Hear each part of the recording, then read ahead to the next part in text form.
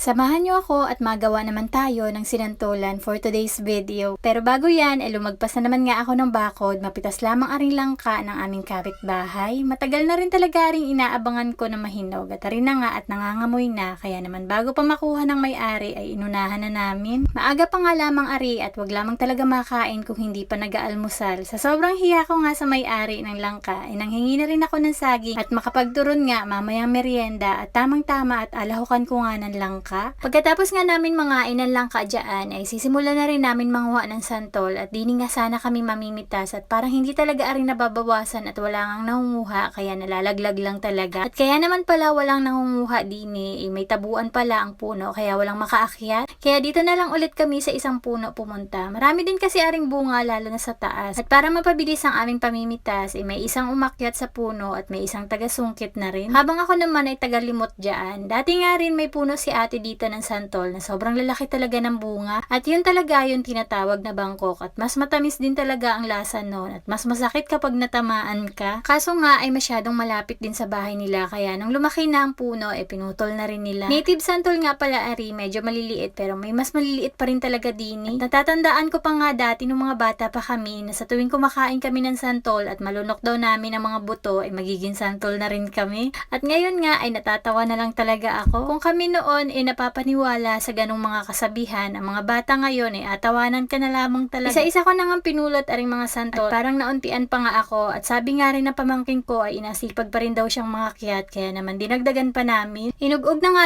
lamang niya para mas madaling kuhanin at para mas mabilis at pagkatapos ay pinagtulong-tulungan na naming limutin. Sa dami na nga rin naming nakuha pero hindi pa rin talaga said yun. Marami pa rin talagang tira. Isang malaking biyaya din talaga na makapamitas ng ganito karaming prutas sa harap lang ng bahay mo. At isa nga ang santol sa mga prutas na hindi lang pang merienda o pang himagas kundi pang ulam na rin. Dahilan kung bakit wala sa ating magugutom. Diskarte nga lamang talaga. Kung sa ibang lugar madalas na ginagawa dito ay sinantolan o ginataang santol talaga. Simpleng lutuin pero hindi madaling gawin. Si Ate April nga pala ang makakasama ko sa pagluluto ngayon at siya din talaga ang expert sa paggawa na rin. Nagsimula na nga kaming magbiyak na rin mga santol at tinatanggalan ko na rin ng mga buto at alam kong pati kayo ay nangangasim na rin dito. Mas madali nga pala aring inagawa namin kaysa sa babalatan mo pa isa-isa ang mga santol at tatanggalin ng mga buto tapos saka ayad-yarin. Bukod sa mahabang proseso yun, matrabaho talaga at dagdag pagod pa at matatagalan pa bago matapos. Ganun nga pala kadami ang aming agawin at hindi ko rin alam kung anong gagawin dun sa mga buto na pinagtatanggal ko, hindi naman namin aray makakain kaya itatapon na rin lang namin. Lumakas na naman nga ang ulan kaya pumasok na kami sa loob. Tag-ulanin na rin talaga ngayon kaya maganda na rin talaga magtanim ng mga gulay-gulay dyan. Pagkatapos nga namin pagbibiakin at tanggalan ng mga buto amin namang akayurin. Madali lang naman ang magkayod kaya mas mabilis ari kaysa sa ayad-yarin mo. Doon nga pala sa pinanguha ko kanina ay ayan yung mga natira at pinagpilian kasi namin yon kasi masyadong maliliit tapos yung iba nga medyo hilaw pa. Mas maganda kung gagamit kayo ng malinis na tela pang piga pero dahil alinlangan ako baka hindi malinis yung magamit ko kaya kinamay na lang namin. Palakasan na nga lamang talaga ang pagpiga. At tulad ng nakikita nyo, ganyan talaga ako kabilis maghiwa ng sibuyas at bawang. Kanina nga pala bago namin kinayod ang mga santol, inilagyan muna ng isang kutsarang asin yung tubig sa palanggana para hindi mangitim ang santol. Pagkatapos ko nga maghiwa ng mga samya dyan, ginisa ko na muna aring alamang. Bali taba lang ng baboy ang hinalo ko muna. At gumamit nga pala kami dini ng 4 na pirasong niyog.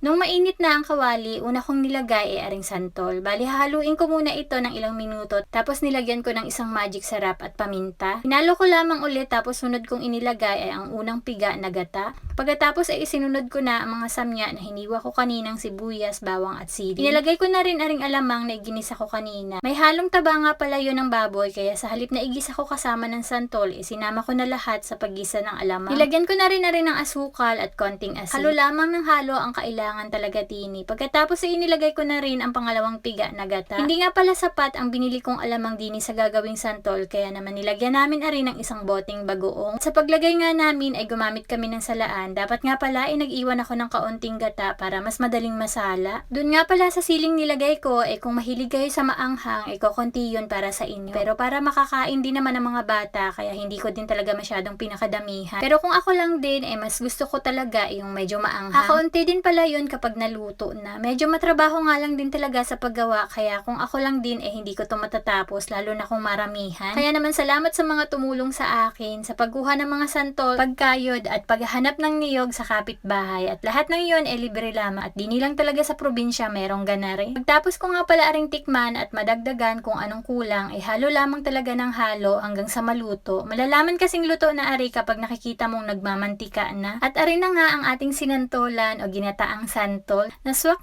sa tag-ulan ay talaga namang hindi na tumila. Bagay na bagay nga ari sa kanin, lalo na kapag may piniritong isda ay perfect combination talaga yun. Pero kung wala naman, kahit ari na nga lamang at parang kumain ka na rin talaga ng ginataang langka. Syempre hindi pwedeng hindi matikman ari ng ating mababait na kapitbahay. Kaya rin na nga at isa-isa ko na silang pinagpupuntahan kahit pa nga kaulan. At lahat nga sila ay nasarapan. Alam kong bitin pa sa inyo yan, siya sa sunod ay adamihan na natin ng gawa. Si Lolo naman, apakuhain ko lamang ng isa ay akala isang plato na.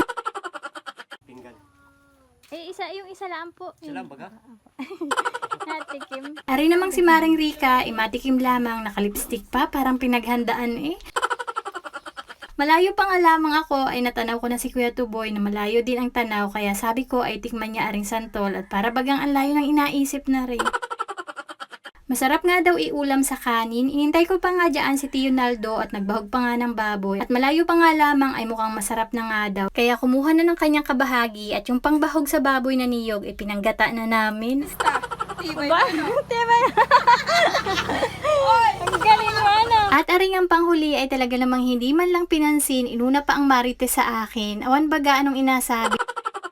Pagkatapos ko nga silang pagbibigyan ay saka naman ako kumain at ang pagkagutom na nga rin. At dahil nga nagapatila lamang talaga ako ng ulan at mauwi na rin ako sa bahay kaya naman inayos ko na ulit ang mga adalahin ko. Hindi na nga rin pala ako nakapagturon kanina at wala na talagang oras kaya sa bahay na lamang. And yun lang for today's video. Salamat sa panonood!